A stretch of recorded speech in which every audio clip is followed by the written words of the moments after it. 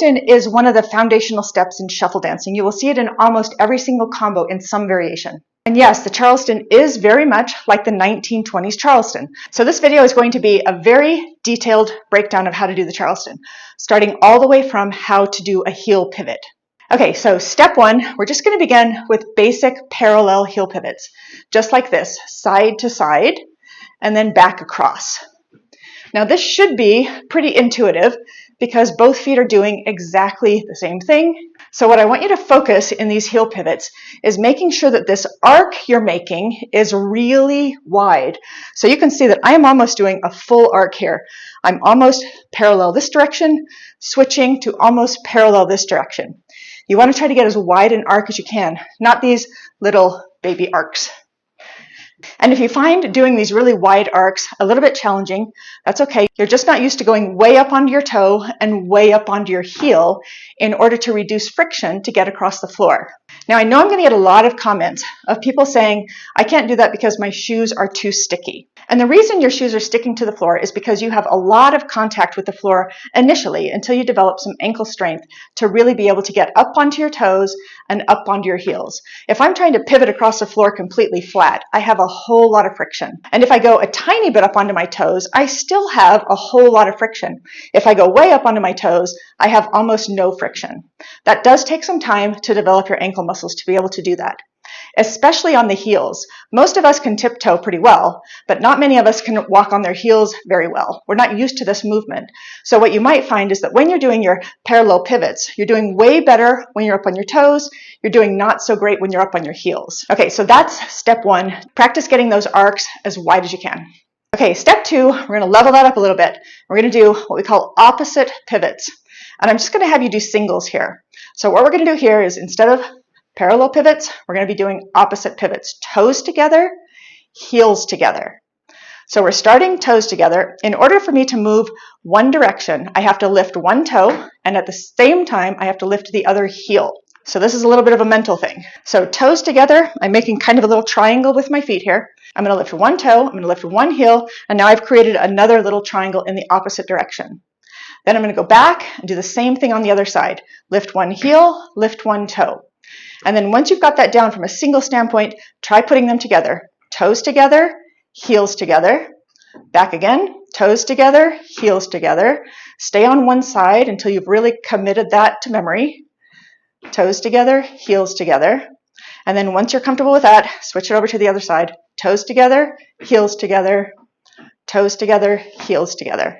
And by the way, this toes together, heels together concept is all throughout shuffle dancing. So this is, of course, a good skill to have regardless. Okay, so once you've got each side pretty good, you're going to put them together. Toes together, heels together. Toes together, heels, toes, heels, toes, heels. And I know you like to see that from the back, so let me turn around and do that for you here. So it's going to be toes together. I'm going to lift my right toe, and I'm going to lift my left heel to go this direction. Then I'm going to go back, the same exact thing. And then I'm going to do the exact opposite to go the other way. I'm going to lift my right heel. I'm going to lift my left toe. And then I'm going to do the same thing to go back to center. And I would really like you to keep practicing that until you're really fast and it really becomes automatic. You shouldn't be having to think about this.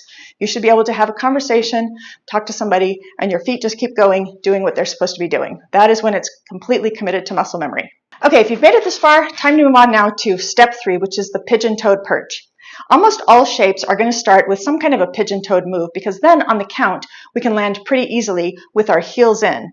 If you don't start it with your toes in, you don't have enough of arc space to get your heels in, and the move looks flat.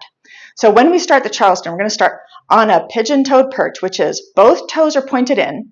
I've got my knees fairly close together, and my free leg toe is kind of pointed downward. So my toes are in a way pointed at each other. And then make sure you can do that on both sides. Toes pointed in toward each other, knees fairly close together. And please, please, when you're doing this, use a mirror because you can't see your form unless you're looking in a mirror.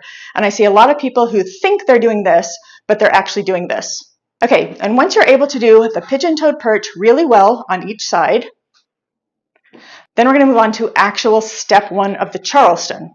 So first step in starting the Charleston, we're going to start in the pigeon-toed perch. And then on the count, we're going to take this free leg, stack it in front of the weighted leg like this, and all the heels are going to point inward. So the free leg went from toe pointed down to heel pointed in, here to here, and the weighted leg went from pigeon-toed to heel in. So that when I land, my feet are stacked, but both heels are pointed inward. So again, pigeon-toed perch, heels in, pigeon-toed perch, heels in. Make sure that you can do it on both sides. Pigeon-toed perch, heels in, pigeon-toed perch, heels in. From the back, pigeon-toed perch, heels in. Switch sides, pigeon-toed perch, heels in.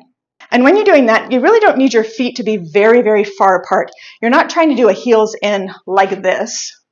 Your feet can be really kind of close to each other, almost touching, but don't touch because you'll end up stepping on yourself. Okay, so once you're really comfortable with the pigeon-toed perch, heels in, both sides, pigeon-toed perch, heels in.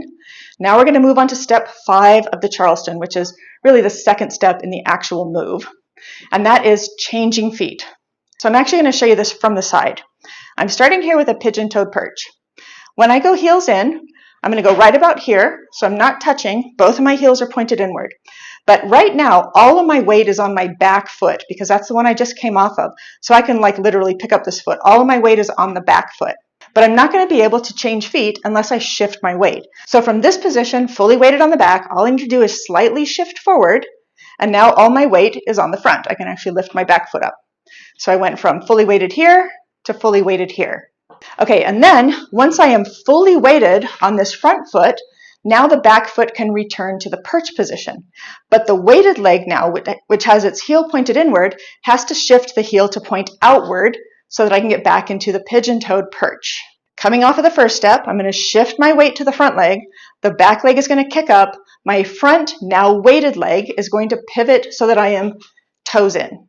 Okay, so from the back, I'm starting on a left perch, pigeon-toed, heels in, shift my weight forward, raise the back foot while also pivoting my new right weighted leg so that I can get here. So one more time, pigeon-toed perch, heels in, shift my weight forward, the back leg comes up, and the weighted leg turns toes in. Okay, and then from here, I'm just ready to continue that exact same move. So I started left, pigeon-toed, heels in. Now I'm going to shift my weight, right leg goes up, heels out, toes in. Now I'm going to come down, the same exact thing, free leg comes down in front, heels in. Shift my weight forward again, kick the right leg up to the side. Don't forget to pivot on the weighted leg, and then come back down, heels in. Okay, and then from the back, pigeon-toed perch, heels in. Kick it up, pigeon-toed perch, heels in. Kick it up, pigeon-toed perch, heels in. Okay, and then if you feel really comfortable doing that, you're going to do it several times in a row, and eventually you're going to hit the wall because you keep moving forward. So step 6 is how to change direction and go backward. And in my experience, once you know how to go forward, it's actually really easy to make the transition to going backward. Okay, so let's start forward. I'm just going to do 2 forward, and then I want to change direction. So I'm pigeon-toed perch, and 1, and 2. Okay, and then from here, I now want to go backward. The only way to go backward is to get this front leg behind instead of in front. So the way I'm going to do that is I'm actually going to go back to the same perch that I just came off of. Instead of shifting my weight forward and changing feet, I'm going to stay with my weight back, and I'm going to kick the same leg back up again. So from the back, I'm going to do 2 forward, and then I'm going to switch. So it's going to be and 1, and 2, and now instead of changing sides, I'm going to kick my left leg back up again, and I'm going to place it behind. So I'll show you that again. 2 forward, and 1, and 2. Now the front leg goes up again and crosses behind. And now I can just continue in that direction by lifting the front leg up instead of lifting the back leg up. So I'm still going to a pigeon-toed perch, but the free leg is going to be the front leg. So it ends up like this, cross behind, kick up the front leg, cross behind, and then I can change direction again by going back to the same leg, back up to the left. Now it goes down in front, right goes up, right goes down in front, change direction, right goes up again, down and back, left goes up, down and back, change direction again, left to the side, down in front, right to the side, down in front. Okay, so that's the Charleston. I'm going to just do it one more time from the back, and I'm going to use the same music that I used, but I'm going to do it at half tempo so that you can try to follow.